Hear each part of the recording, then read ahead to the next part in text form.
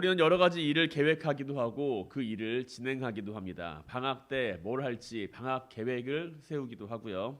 이번 주말에 무엇을 할지, 남자친구랑 만나서 무엇을 할지, 부모님을 만나서 무엇을 할지 그런 계획을 세울 때도 있습니다. 좀 더 넓게 생각해 본다면 우리 인생에 대한 계획을 세울 수도 있고 회사에서 일하는 사람들을 일을 하는 사람들 같은 경우에는 장기적 프로젝트, 단기적 프로젝트와 같이 회사의 그 방향을 결정하는 일을 계획을 세울 수도 있습니다.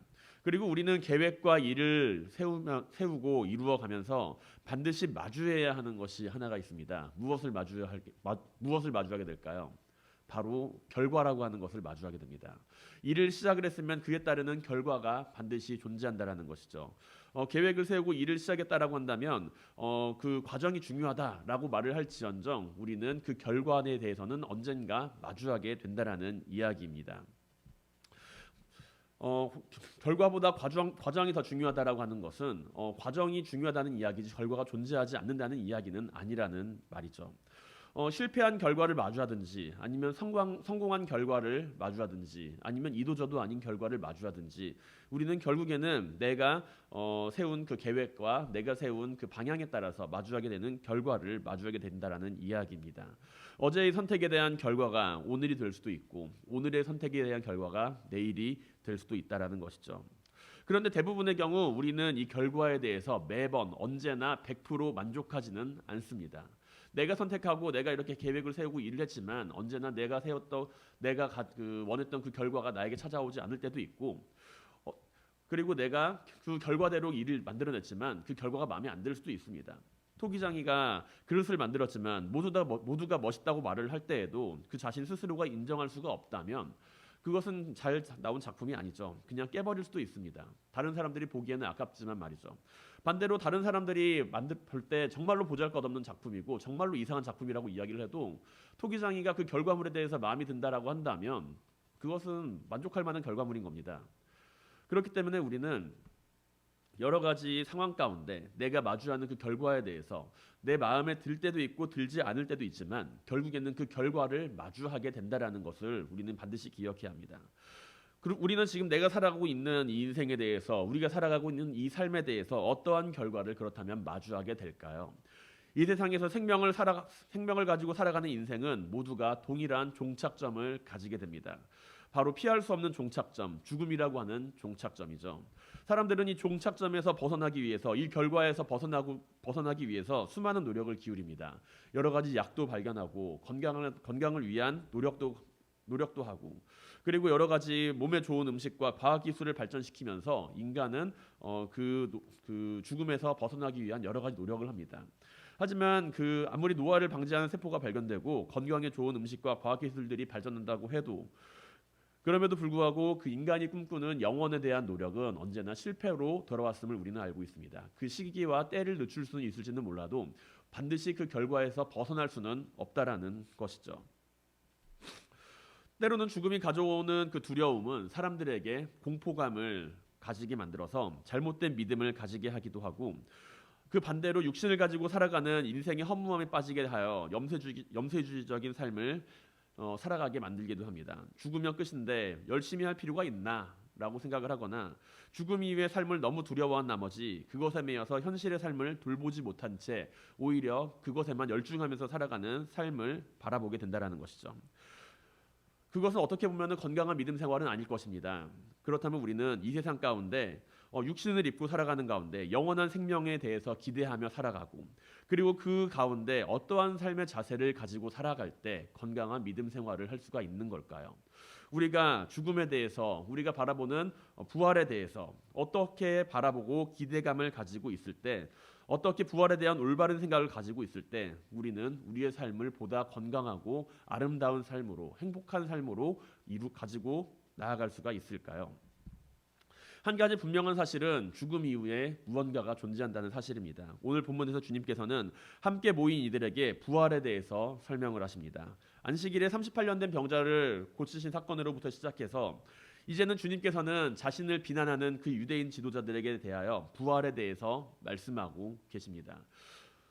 우리는 일반적으로 생각하기를 부활에 대해서 주님을 믿는 사람이 가지게 되는 특권 정도로 생각을 합니다. 주님을 내가 믿고 있으니 나는 먼 훗날 주님을 만나 다시 부활하게 될 거야. 그렇게 여긴다라는 것이죠. 주님을 믿는 사람은 영원한 생명을 얻게 된다라고 우리는 알고 있습니다. 어쩌면 영원한 생명에 들어가지 못하고 사망과 심판에 빠지게 되면 어떻게 되는가라는 걱정과 염려를 또한 가지고 있을 수도 있죠. 그러한 두려움을 마주하게 될 수도 있습니다. 주님께서는 요한복음 5장 24절에서 말씀하시기를 내가 진실로 진실로 너희에게 이르노니 내 말을 듣고 또 나 보내신 이를 믿는 자는 영생을 얻었고 심판에 이르지 아니하나니 사망에서 생명으로 옮겼느니라 라고 말씀하십니다. 우리는 이 말씀을 듣고서 매우 큰 감동을 받게 되죠. 내가 주님을 믿고 있다라고 한다면 나는 영생을 약속받은 사람이구나 라는 사실을 바라보게 됩니다. 그리고 우리는 주님께서 하시는 그 말씀 가운데 두 가지를 바라볼 수가 있습니다. 첫 번째로는 주님께서 죽음에 대한 공포나 두려움을 통해서 우리를 통제하려 하시는 분이 아니라는 사실입니다. 통치자들이 사람들을 통치하는 가장 좋은 수단을 꼽아보라고 한다면 여러 가지가 있겠지만 그 가운데 한 가지가 바로 공포라고 하는 것입니다. 공포를 통해서 사람들을 굴복시키고 사람들을 통제한다라는 것이죠. 공포와 희망을 적절하게 조율을 시키며 사람들이 권력자에 대한 경외심과 두려움을 함께 가지게 만듭니다. 로마라고 하는 사회에서 이루어지는 철저한 그 철권 통치는 자신들에게 대항하는 이에게는 철저한 피해 심판을 내립니다. 그리고 자신들에게 반역하는 자들에게는 그에 대한 합당한 보복을 내리는 것으로 유명합니다. 하지만 반대로 정복지에서 자신들에게 충성하는 사람들, 그런 사람들에게는 적당한 권리와 권력을 약속해서 그 지역을 효과적으로 통치할 수 있도록 만든다라는 것이죠. 그렇게 정복지대의 사람들은 로마를 두려워하는 한편에 그것에 대하여 협조하는 모습을 보여줍니다. 그리고 이러한 구조적인 모습은 우리의 일상생활에서도 종종 발견된다는 것이죠. 누군가에게 공포감을 조성해서 그 사람을 지배하거나 그 사람을 말을 듣게 하는 모습은 우리가 가지고 있는 삶에서 종종 보일 수가 있다는 것입니다. 그러나 주님께서는 누군가를 지배하거나 통제하기 위해서 죽음과 부활의 심판을 이야기하시지는 않습니다. 우리는 주님께서 하시는 부활의 말씀 앞에서 스스로가 심판의 메시지에 대한 그 불안감을 마주하게 되지만 주님께서는 오히려 자신에게 심판의 권한이 있음을 이야기하시면서 부활과 생명의 역사가 자신을 통해서 이루어지니 희망을 가져라 라는 식으로 말씀을 하고 계신다라는 것이죠. 주님께서 하시는 오늘 본문의 말씀을 현대인의 성경으로 번역하면 다음과 같습니다. 내가 분명히 너희에게 말한다. 내 말을 듣고 나를 보내신 분을 믿는 사람은 영원한 생명을 얻었으므로 심판을 받지 않을 것이다. 그는 이미 죽음에서 생명으로 옮겨간 것이다. 내가 분명히 말한다. 죽은 사람들이 하나님의 아들의 음성을 들을 때가 오는데 바로 이때이다. 듣는 사람은 살아날 것이다. 라고요. 우리는 일반적으로 부활과 심판에 대해서 메시지를 접하게 될 때 그 가운데 막연한 공포감을 가지게 됩니다.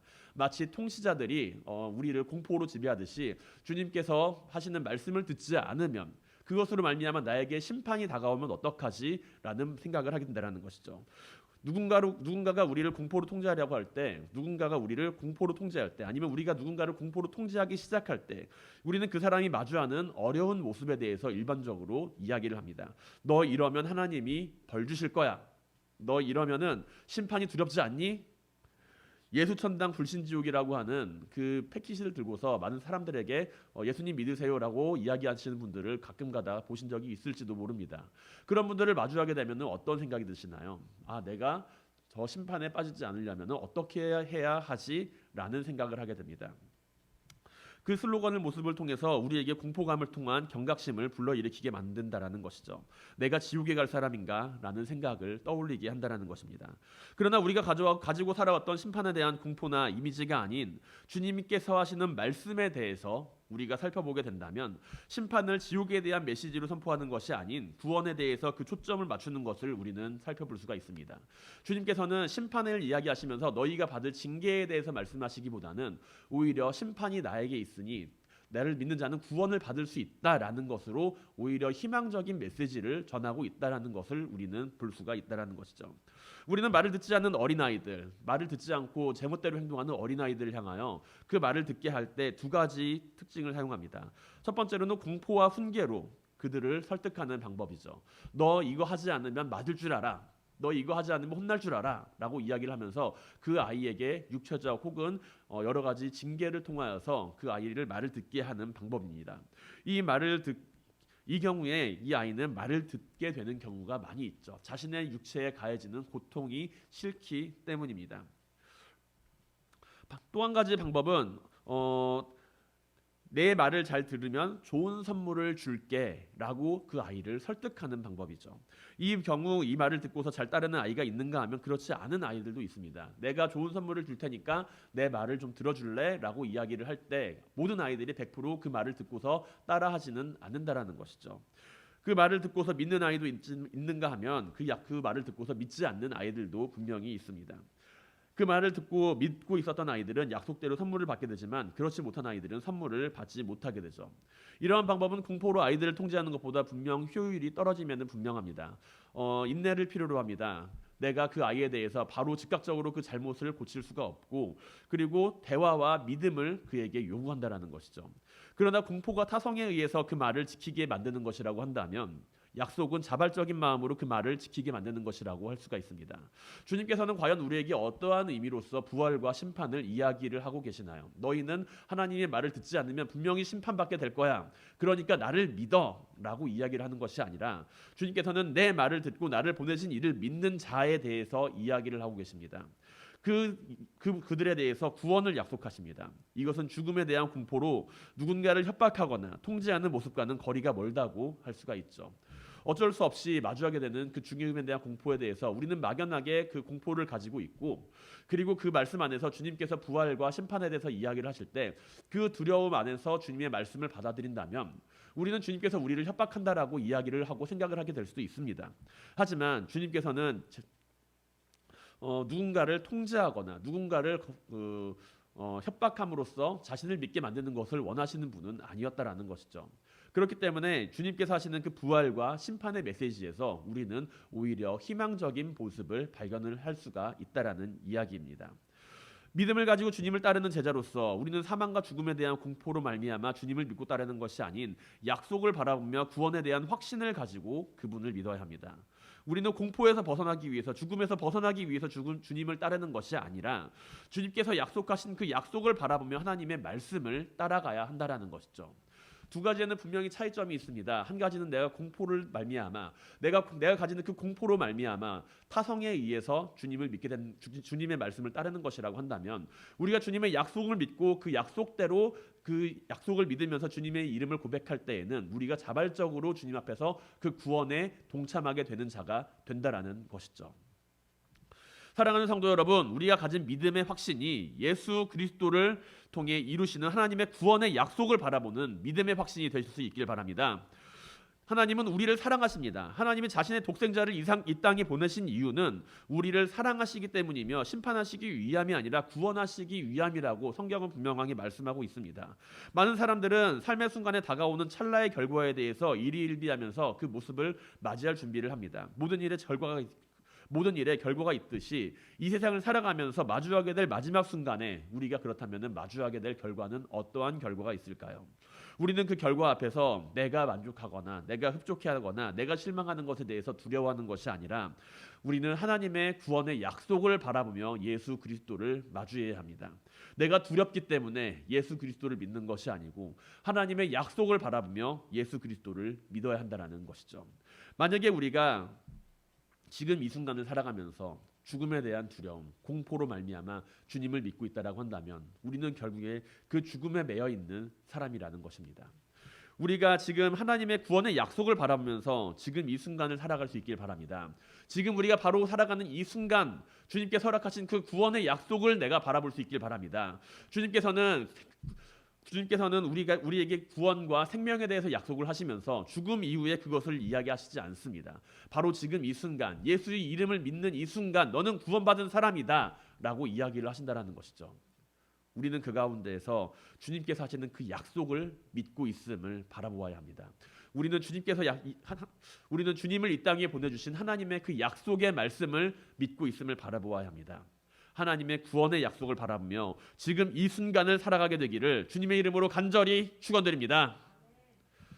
또한 다른 한 가지는 주님께서 하시는 부활과 생명의 말씀을 통해서 우리는 이 세상을 살아가는 가운데 지금 우리의 현재의 삶에 충실해야 한다는 것을 반드시 기억해야 합니다. 주님께서 말씀하시는 부활을 바라보는 사람은 바로 현재를 바라보는 사람이라는 것이죠. 주님께서 말씀하시는 그 부활을 바라보면서 우리는 때로 죽음 이후에 내가 마주해야 하는 삶에 대해서 이야기를 합니다. 부활에 대해서 바라보며 우리는 막연하게 생각할 때도 많이 있지만, 한편으로는 현재를 외면한 채 부활을 바라보는 사람이 되어서는 안 된다라는 이야기입니다. 1992년에 일어났던 휴거 사태를 기억하시는 분들이 있을 수도 있습니다. 잘못된 믿음을 가지고 일어났던 그 휴거 사태, 그 사태를 통해서 세상에 종말이 올 것이라는 것을 믿었던 사람들, 그 사람들은 자신이 가졌던 모든 것들을 다 팔고 구원을 얻고자 합니다. 그러나 그들의 선택은 올바른 선택이 아니었죠. 우리는 이 모습을 바라보며 영원한 부활을 바라보는 가운데 우리가 현실의 삶을 외면하는 이들이 가지고 있는 삶의 문제점을 바라볼 수가 있습니다. 자신의 삶을 돌아보지 못한 채 영적인 일에 몰두하는 것은 분명히 건강한 모습은 아닐 것입니다.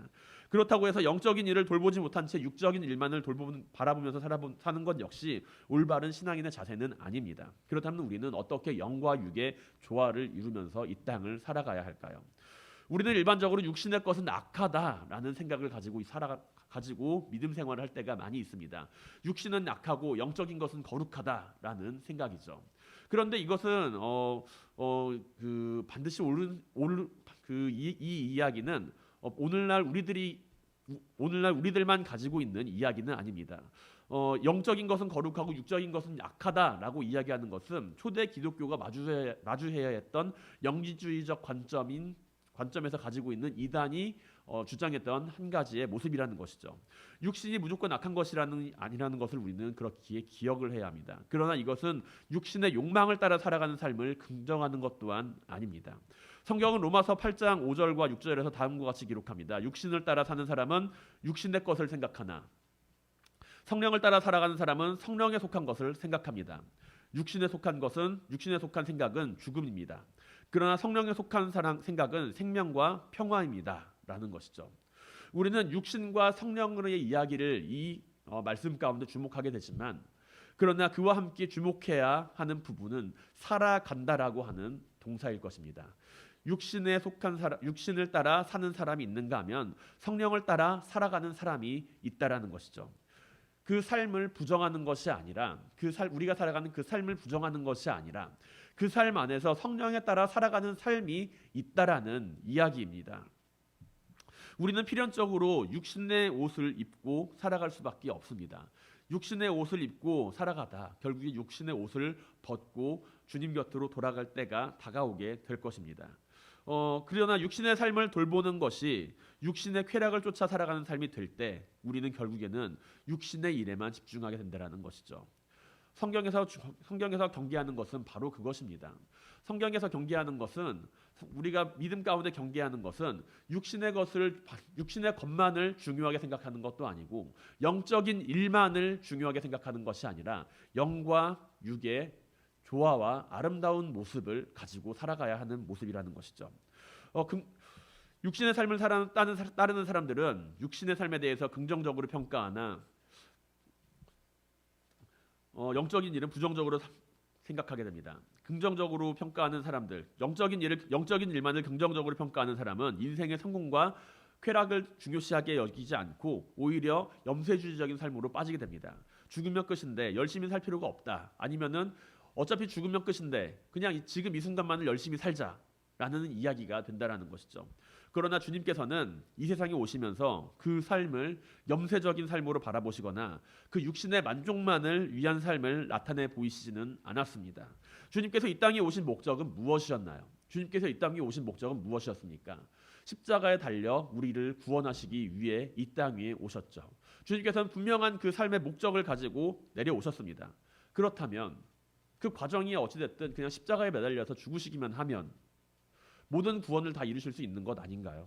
그런데 왜 주님께서는 제자들을 향하여서 그 제자들을 키우고 제자들을 살리며 그들에게 생명의 복음을 전할 수 있는 능력을 제시해 주셨습니까?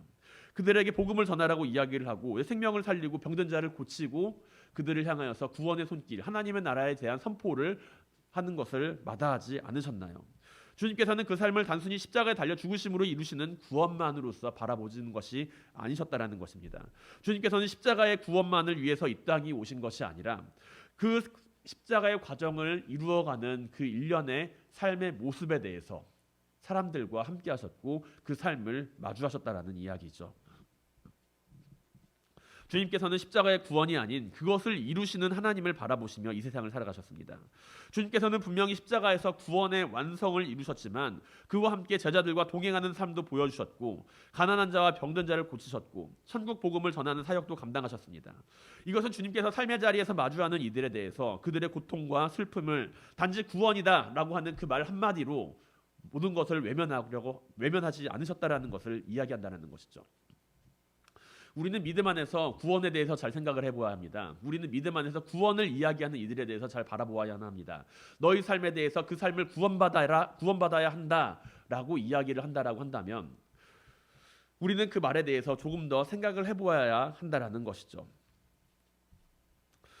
주님께서는 그 고통의 삶의 자리에 있는 이들을 외면하지 않으시며 십자가의 길을 걸어가셨는데 우리가 만약에 그들의 삶에 대해서 그 생명을 가치 있는 삶으로 여기지 않고 그 삶에 대해서 부정하다 이야기를 하며 오직 구원만이 정답이다라고 이야기를 한다면 그것은 과연 주님께서 보여주신 구원받은 자의 삶의 모습과 같은 삶일까요? 우리가 만약 구원에 대해서만 집중을 하며 살아가는 가운데 내 삶을 돌보지 못하고 내 이웃의 삶을 돌보지 못한 채 오직 그것에만 집중하며 살아간다라고 한다면 그것이 바로 주님께서 원하시는 삶의 모습일까요? 그렇지가 않다라는 것입니다. 만약에 우리가 구원받은 자의 삶을 살아가고자 한다면 우리가 만약에 구원받은 자의 삶, 부활의 삶을 가지고 살아가는 삶을 살아간다라고 한다면 이 생명이 덧없는 생명이 아니라 가치가 있는 생명이라는 것을 반드시 기억해야 합니다. 그 생명이 지니고 있는 그 가치를 반드시 알아야만 합니다.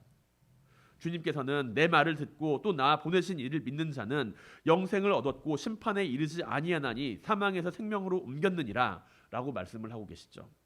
죽음 이후에 우리가 구원을 받는 것이 아니라 바로 지금 이 순간 내가 예수 그리스도를 믿음으로 말미암아 우리의 삶은 구원받은 삶이 된다라는 것입니다. 구원받은 나의 삶이 가치가 없는 삶인가요? 구원받은 나의 삶이 지금 이 순간 가치가 없이 그냥 죽음 이후만을 바라보는 삶이어야만 하나요? 그렇지가 않다라는 것이죠. 주님께서 말씀하시는 구원받은 자의 삶은 그렇기에 죽음 이후에 나타나는 부활과 죽음 이후에 일어나는 그 구원만을 바라보는 것이 아니라 바로 지금 이 순간 구원받은 자로서의 확고한 삶의 소중함을 가지고 살아가는 자들이 되어야 한다라는 이야기입니다. 우리는 죽음 이후에 구원받는 존재들이 아닙니다.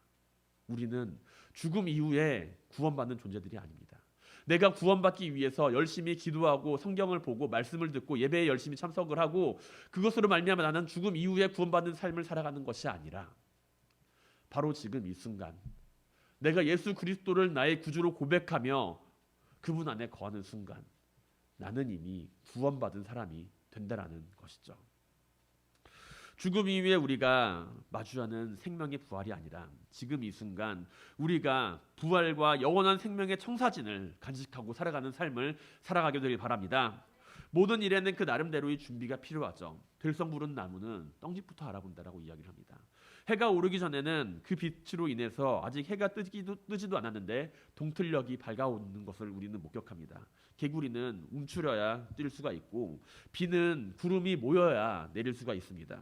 그렇다면 구원받은 자의 영원한 생명은 그 어떤 의미를 지니고 있는가요? 우리는 믿음으로 구원을 받는다고 이야기를 하면서 종종 그 믿음만을 바라보며 자신의 구원만을 바라봅니다. 그러나 야고보 사도는 야고보서 2장 26절에서 다음과 같이 이야기를 하죠. 영문 없는 몸이 죽은 것 같이 행함이 없는 믿음은 죽은 것이니라 라고요. 선한 일을 하는 것, 이웃을 사랑하는 것, 누군가를 위해 자신을 희생하고 하나님의 말씀을 지키며 살아가는 것과 같은 일련의 일들을 통해서 우리는 구원을 받는 것은 아닙니다. 하지만 우리는 구원받은 자의 삶을 바라볼 수는 있습니다. 믿음을 믿고 있기 때문에 믿음이 아니라 믿음은 믿고 있기 때문에 내가 그것을 믿음이라고 이야기하는 것이 아니라 믿고 그것대로 행동하기 때문에 믿음이 될 수가 있는 것입니다. 믿음은 혼자서 움직이는 것이 아닙니다. 믿음은 우리의 삶을 바꾸는 힘입니다. 우리의 삶을 움직이게 하는 믿음은 과연 무엇인가요? 우리의 삶을 바라보는 가운데 나의 삶을 움직이는 믿음은 무엇인가요? 죽음에 대한 공포로 말미암아 나의 삶은 그것으로 말미암아 움직이고 있나요? 나는 성공을 위한 믿음과 그것이 나를 행복하게 만들어줄 것이라고 하는 것을 바라보며 살아가고 있나요? 우리는 과연 무엇을 바라보고 살아가고 있나요? 믿음을 가지고서 하나님을 기쁘게 하는 것은 분명히 옳은 이야기입니다. 하나님은 하나님은 사람을 그 행위로 판단하지 않는다고 성경은 이야기를 합니다. 하나님께서는 그 행위를 바라보지 않고 그 중심을 살피신다고 성경은 기록하고 있습니다. 그러나 그것은 행위를 보지 않는다는 이야기는 아닙니다. 그 행위를 보지 않는다는 이야기가 아니라 그 중심이 무엇으로 움직이고 그 삶이 무엇으로 말미암아 움직이고 살아가고 있는지를 바라보고 계신다라는 이야기라는 것이죠. 우리는 결국에는 행위로 움직일 수밖에 없습니다.